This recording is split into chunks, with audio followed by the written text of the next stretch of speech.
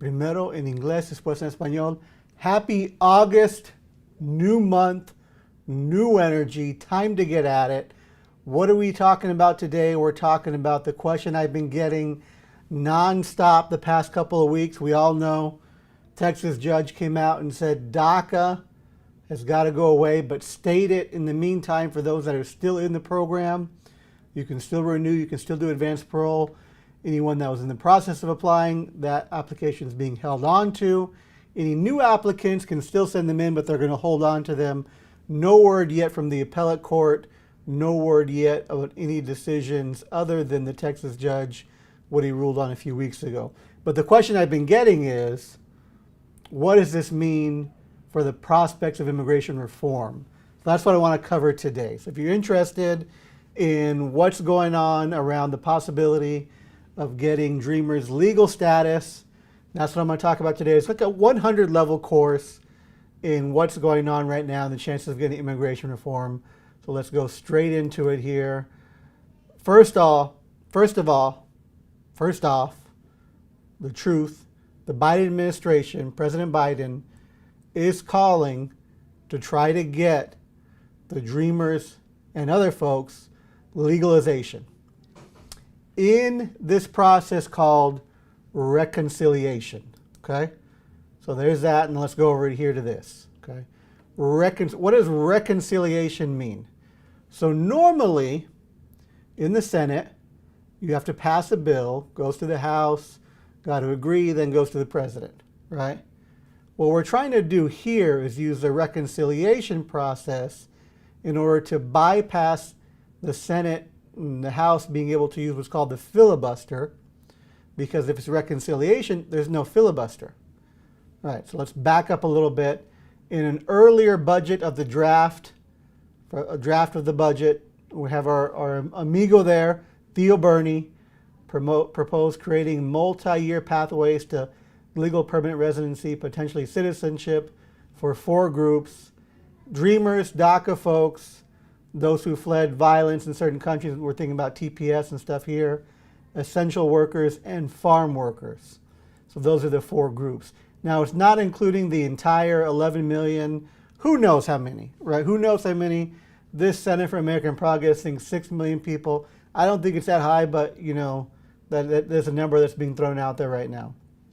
Now, in order for this to be pushed through without Republican support, someone who has the title of Senate Parliamentarian must rule, right? Let's keep it here with this part over here. Let me get this part back up here. Under Senate rules, provisions in a bill immune from filibusters must affect spending or revenue in a way that isn't merely incidental to that provision's overall policy. Let's slow that down. Let's go again. Under the Senate rules, you don't have to do the filibuster if it affects spending or revenue in a way that isn't merely incidental. And here, Sanders' proposal called for $126 billion, that's a B, folks, $billion for processing immigrants for legal status, and $24 billion with a B for border security. A whole nother topic we'll talk about later, right? But this is the attempt. This is why President Biden now for, I think, over a month has been saying, let's talk about immigration from an economic standpoint in an effort to try to get the Senate Parliamentarian to come along and say, yes, it is related. Then you hear Democrats are pinning their hopes on a 2005 ruling by an earlier Senate Parliamentarian that gave the green light to a narrow immigration proposal, though that provision never cleared Congress. And I've read some conflicting stuff about that. Some people say, yeah, okay, there was an immigration proposal that passed, I think it was the Senate but not the House, but it was never actually ruled on by a Senate Parliamentarian. Nobody objected to it. Right, and that's the reason we don't have an exact ruling. Do things related to immigration pass this or not? So what we're waiting for is we're waiting to see if this is going to happen. Right, we have some senators here taking the hardline stance that we're not going to pass unless it does. And however, their ability, meaning Democrats, without Republican votes, hinges on an eventual ruling by Senate Parliamentarian Elizabeth McDonough. Hopefully I'm saying Elizabeth's last name right there, because I wouldn't want to offend her. Because right now she has a lot of power. I would say right now, as far as immigration reform, she has more power than President Trump ever had, than President Biden currently has, than any individual senator or elected representative in the country has. And she's not an elected official, right? She's an unelected official. She was originally appointed by Democrats, but as you'll see in a second, that doesn't necessarily mean that they're going to rule in line with Democrats. They're supposed to look at it, Elizabeth, Senate Parliamentarian McDonough is supposed to look at it and say whether or not it fits within the Senate rules to include this immigration provision within reconciliation. We have no timeline. There's been nothing released about when a decision will come out. There's been nothing released about anything related to how quickly that's going to happen or how long it's going to take, but this is the process, all right? Now, over here, it goes back to what's formally known or informally known as the Byrd Rule. That's what they talk about.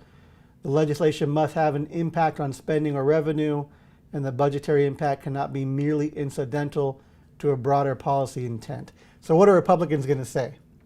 Byrd Rule, this is simply incidental, budgetary. It's really a broader policy intent of immigration reform.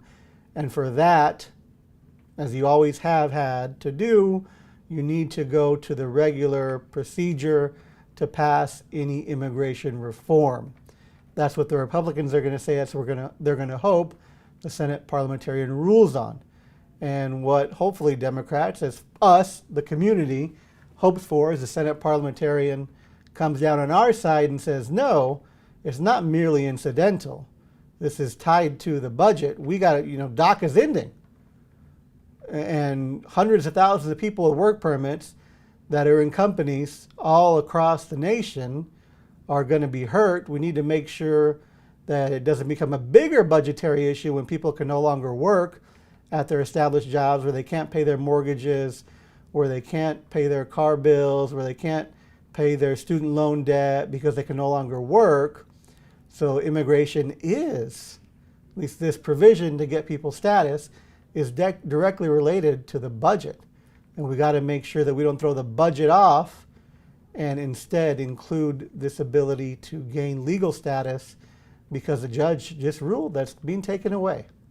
Right? That's my position on how it should fit within the framework of reconciliation and be able to get through the Senate. But we don't know.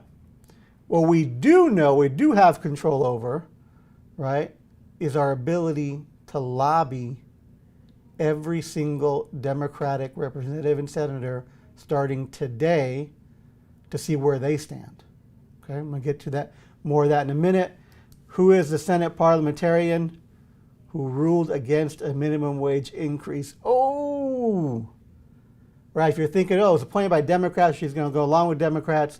This Senate Parliamentarian is the one that shot down raising the minimum wage to $15 in one of the coronavirus bills. So it doesn't necessarily mean that we're going to get a ruling in our favor. We have already one attempt at going forward on a progressive agenda that was shot down by this same Senate Parliamentarian. So let's hope that we get an opposite decision from the Senate Parliamentarian related to immigration. That's where we stand today. So that's the 100 level look, ladies and gentlemen, at what it means, the possibility of getting immigration reform. Now, the organizing 400 level course needs to begin today because action needs to start happening about 3 weeks ago. We need to get every Democratic U.S. representative, U.S. senator on the record saying that they are in support of moving forward with these provisions for these four in order to move immigration reform to the forefront of the discussion. Senate Parliamentarian is a human being and reads the newspaper and watches the news, and the more this issue is there, the more they'll know it's an issue of national importance, and the more we're forcing every Democratic representative to come out and take a stance and say, yes, I'm in support of these types of reform through reconciliation, the more movement we can make to actually making it happen. Let's not sit back and wait. Politics is not a spectator sport. ladies and gentlemen, not the Olympics. Don't turn it on and see what's happening in Japan. You are a participant. You are a mover. You are a shaker. You are the one that gets things done. And if you're not complaining about it, if you're not pushing what you want to get done, somebody else is. And that person's getting the ear of your local representative, of the person that's representing you, and they're going to push their agenda. It's time for you to push your agenda. Call your representative, call your senator, go to a protest, go to march, go to DC with your mask on, right? Follow all the protocols, but get over there and get in people's faces, 6 feet from their face, and ask them.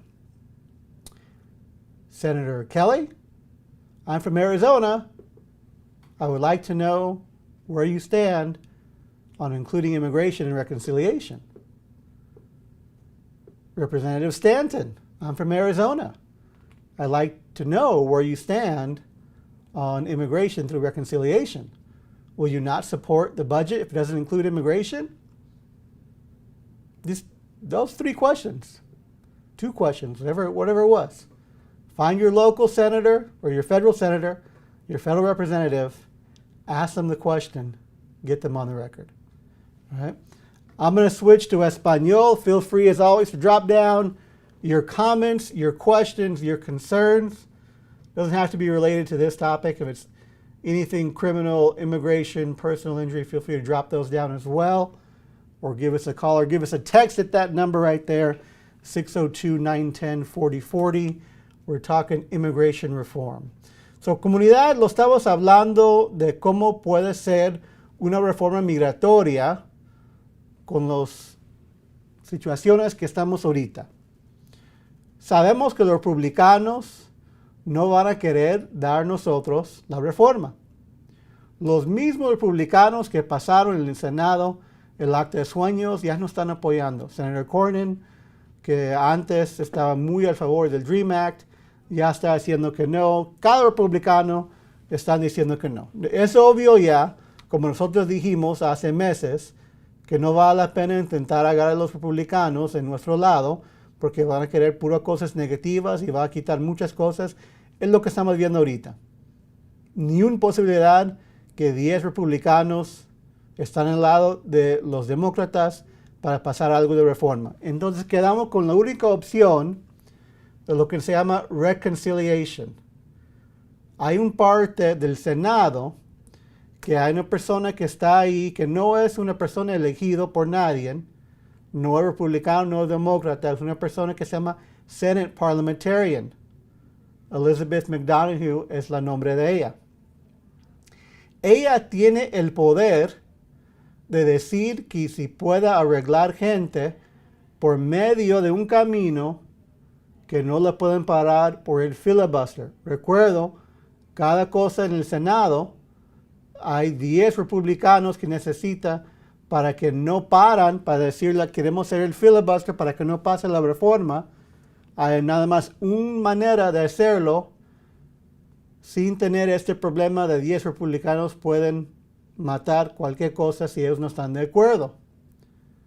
Se llama reconciliation. El senador Sanders, el tío Bernie, que todos recuerdan, el tío Bernie, puso antes que si hay categorías de personas que lo van a querer intentar arreglar, los Dreamers, los de TPS, los trabajadores esenciales y los campesinos, sin hacer el proceso normal para que no tiene que pelear en contra del filibuster. Esa persona del Senate Parlimentarian, su trabajo es para ver si esta propuesta realmente está relacionado al dinero y no nada más es una manera de no seguir el proceso normal. Entonces estamos esperando la decisión de ella. Ella antes hizo una decisión diciendo que no estaba de acuerdo que subiendo el mínimo salario a 15 horas la hora era relacionado al budget, entonces no podía incluir eso en una propuesta antes. No es necesariamente que ellos van a estar de acuerdo con nosotros. Si es posible que lo dicen, no están de acuerdo y no nos dejan seguir con el camino de la reforma por medio de lo que se llama reconciliation. Eso es la política 100 clase ahorita de qué debe saber usted sobre el proceso. Pero ¿por qué damos información? Damos información para que usted lo pueda compartir con sus amigos, sus vecinos, cualquier persona que está interesado en ese tema. So, por favor, tome el tiempo de compartir el video. Si nos está viendo en YouTube, por favor, ponga subscribe para que esté notificado cuando hay nuevos videos. Pero también queremos dar información para que ustedes tomen acción. No es tiempo de ver nada más, es tiempo de preguntar. Cada representante federal que es demócrata, cada senador federal que es demócrata, si ellos están a favor de incluir migración, de arreglar gente en el proceso de reconciliation. Háblales, ir a sus oficinas. Había 39 personas que fueron a la oficina de la senadora Sinema la semana pasada, ese día, y fueron arrestados intentando preguntarle de ya quitar el filibuster, y mucha más gente que estaba afuera. Ustedes pueden ir cualquier día que usted quiera, no estoy diciendo para ser arrestado, pero para preguntar si está de acuerdo en incluir migración en este tipo de propuesta. Puede ir al Capitolio y preguntar ahí en Washington, D.C., cada persona que usted está viendo. Aquí está mi historia. Voy a estar 6 pies de usted, pero aquí está mi historia. Dime, ¿dónde estás usted en esta propuesta de migración? ¿Estás a favor de usarlo o no? Tan importante comunidad, tenemos una oportunidad muy grande. Obvio, sí tenemos que esperar la sesión del Senate Parlimentarian, pero además de eso, tenemos que estar de acuerdo que los demócratas están a nuestro lado, porque puede ser que el Parliamentarian regrese diciendo sí, eso sí puede poner en la propuesta, puede arreglar esas 4 categorías. Los demócratas todos tienen que estar de acuerdo, y el trabajo de nosotros es empujar a ellos a llegar a esta decisión. So, ahí está, comunidad. Eso es lo que yo quería compartir hoy. Cualquier pregunta o comentario que usted tiene, por favor, ponlo en los comentarios. Si no se hacen en vivo, no se preocupe. Ahorita después también podemos dar una respuesta. Muchísimas gracias, como siempre, para estar viendo los videos. Otra vez compartir y poner subscribe si nos está viendo en YouTube. Aquí nos esperamos cada semana con el más reciente de las leyes de migración, de penal y de accidentes. Que tienen muy excelente semana. Aquí nos vemos pronto.